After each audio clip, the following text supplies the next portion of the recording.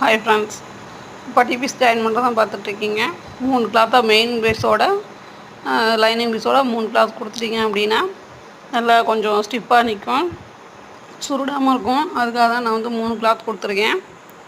அதை வந்து திருப்பி மடித்து அடிச்சுக்குங்க. அதுக்கப்புறம் ஒன்று மேலே ஒன்று வச்சு அந்த எப்படி நல்ல பீஸும் ஒன்றா வர மாதிரி பார்த்து வச்சுக்கோங்க. நம்ம ஃப்ரெண்டு அடித்து வச்சுருக்கோம் பார்த்தீங்களா, அதை எடுத்து நீங்கள் வந்து இது வந்து கொஞ்சம் ஈஸியான வழியாக இருக்கும். உங்களுக்கு அப் அண்ட் டவுன் வராமையும் இருக்கும். இது மாதிரி டாட் பக்கம் சைடில் 2 பக்கம் அந்த தையல் வர இடத்தையும் அந்த மீதி எக்ஸ்ட்ரா துணிக்கும் அது மாதிரி 4 பக்கம் நீங்கள் இது மாதிரி போட்டுக்கிட்டீங்க அப்படின்னா சரியாக இருக்கும். அடுத்து பேக்கை வச்சு ஃப்ரண்ட்டையும் அதே அறுக்கடை நேராக வச்சு கீழே மீதி எவ்வளோ அகலம் வருது அப்படின்னு பார்த்தீங்கன்னா அது பட்டிக்கு நீங்கள் மார்க் பண்ணிக்கலாம்.